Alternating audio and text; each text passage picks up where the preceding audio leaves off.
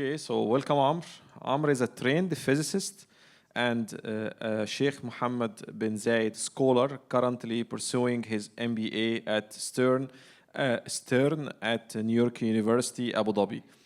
He's specialized in quantum algorithms at New York University, Abu Dhabi, obtained a master degree in applied physics before joining Google Spin Out and Sandbox EQ. His work includes the design and the management of the New York Abu Dhabi Tandon Hackathon and the New York NYC Hack and the support for NYAD Annual Quantum Hackathon for Social Good in the Arab world. Amr is also co-founded QM, the quantum accelerator aiming to bolster the quantum ecosystems development in the Arab world. Welcome, Amr. The floor is yours. All right, we'll try to take the heat a bit down. This will be the last talk. I'll keep it short and sweet. No more science for the most part, no more math. Just sit back and enjoy. I have a message to deliver. In the 9th century, not too far from where we stand here today, one man's vision set in motion an unprecedented wave of innovation, science, and philosophy.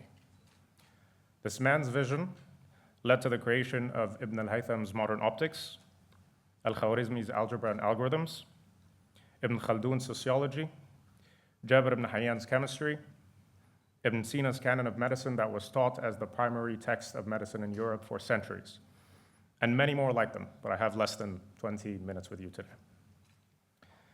The man with the vision was al-Ma'mun, and his vehicle was Baytul Hikmah, the House of Wisdom. The House of Wisdom acted as an academy, a research institute, and as importantly, a translation hub. Al-Ma'mun very clearly understood the value of translation.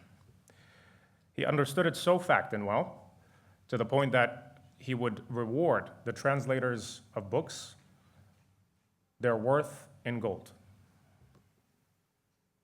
Now, if we go back even further in time, but zoom in closer in distance, we find that where we stand here now, this city housed the great ancient library of Alexandria, another example of a magnificent and mighty intellectual hub in our region. And it is no coincidence that the first national quantum hackathon in Egypt is being housed here at the Library of Alexandria. This is not a mere event, but the start of an elaborate effort to create the next quantum intellectual hub, right here in the Arab Republic of Egypt. Or even the creation of the next Khwarizmi or two. We might be looking at them. And so for that effort, Dr.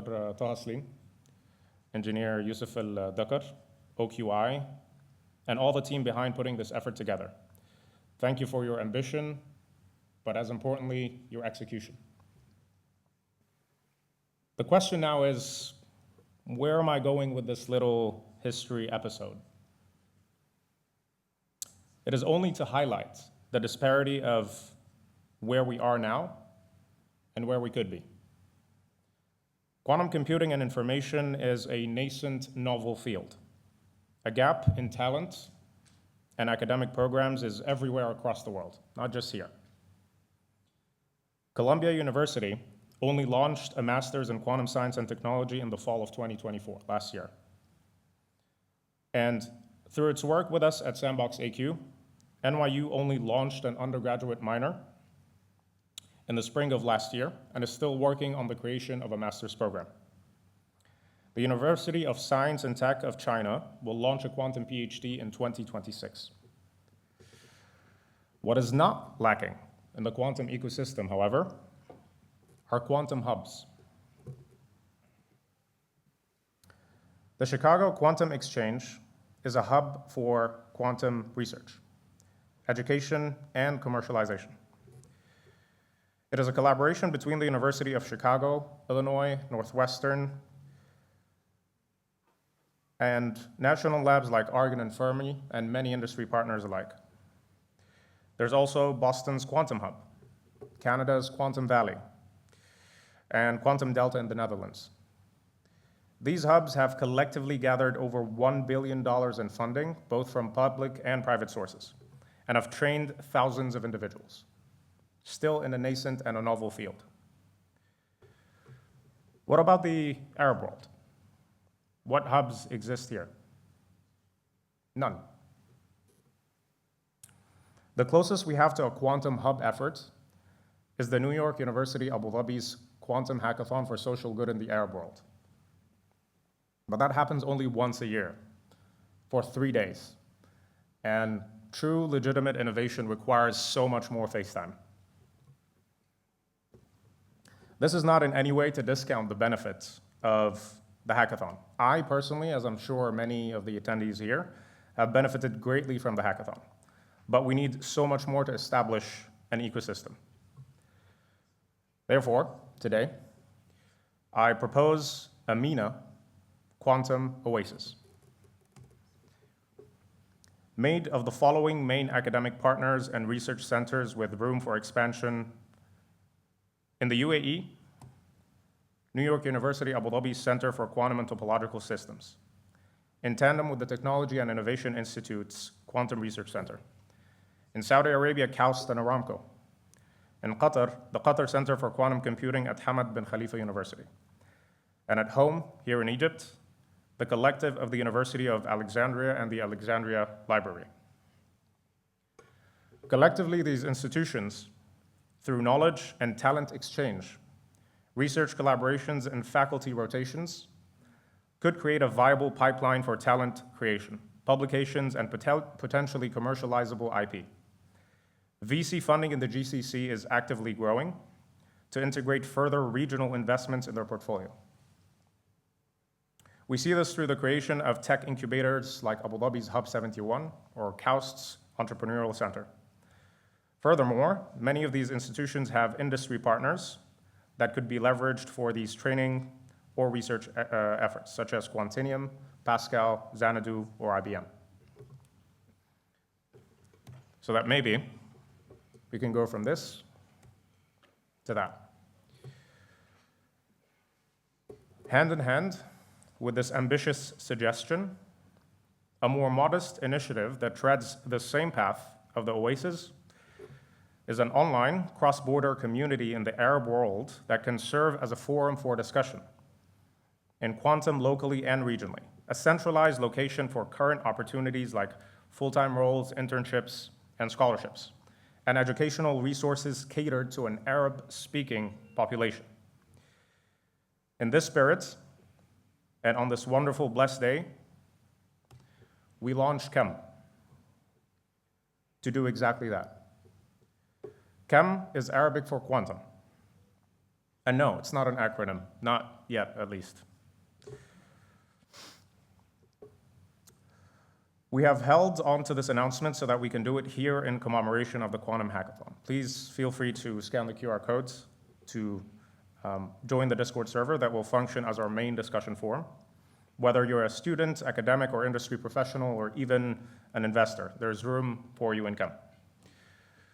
We also hope to use KEM as a platform to further translate the most important current content in quantum computing into Arabic in a manner similar to Al-Ma'mun with the House of Wisdom.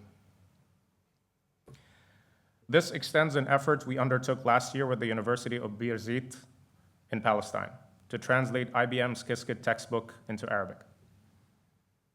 The reason being, as Arabic-speaking students, the challenge to learn quantum is twofold. One is to comprehend and navigate the tricky landmine of differential equations, quantum mechanics, linear algebra, solid-state physics, and so on, but to also understand it in a language that is not yours. Not only is this an extra burden of effort to the learner, but it psychologically distances the learner from the science, putting him or her in the position of a mere consumer rather than an innovator. And for the non-Arabic speaking guests in the room, I hope you can excuse me as I speak to the students of this hackathon in their native tongue. for a couple of minutes so that for a change they can exclusively focus on the content of what they're hearing without the burden of translating the words. السلام عليكم ورحمة الله وبركاته. أعزائي الهاكرز، حبيت أتكلم معاكم بدون رسميات عن موضوعين. أولهم مرض متفشي في شعوبنا العربية وهو عقدة الخواجة. وجود البرامج والمؤسسات الأكاديمية والتمويل الاستثماري وفرص العمل ليست لها جدوى إن كان المستقبل غير مؤهل للاستنفاع من تلك المزايا. وعقدة الخواجة هو مرض يستهدف تلك القدرة الاستيعابية. من المهم كعرب إن احنا نكون على يقين إن قدرتنا على الابتكار تتفوق على قدرتنا على الاستهلاك. مفيش فرق بينك وبين شخص غربي في القدرة على الابتكار. ومش كل حاجة بتتعمل في العالم الغربي صحيحة ولازم تتقلد بالسيف. كل مجتمع له قيمه وثقافته وتقاليده، والشعوب المتحضرة دايما بتفتخر وبتستغل ثقافتها بدلا عن النفور عنها أو منها. ثانيا، هجرة العقول. كتير منكم ممكن يسافر يكمل دراساته العليا أو شغله في الخارج، ودي حاجة عظيمة لأنك بتضحي بوقتك وبجهدك مع أحبابك للسعي إلى العلم. ولكن لو استمرت دائرة الهجرة بدون نقل للمعرفة أو الخبرات إلى أوطاننا، فمن يلغي ويحبط هذه الدورة الغير مستدامة؟ أحب أحث جميع الشباب اللي معانا النهاردة، إذا أكرمكم الله بالعلم والخبرة ما تبخلوش على زمايلكم والجيل الأصغر منكم بالمعرفة. كون الشخص اللي أنت محتاج له دلوقتي. ما تستناش لما شغلك في الخارج ينتهي عشان تنقل الخبرة. اعمل اللي في وسعك من تطوع، مشاركة فرص، صناعة محتوى، عشان تقدر يوما ما تكسر لعنة هجرة العقول. ربنا يوفقكم ويوفق منكم. السلام عليكم.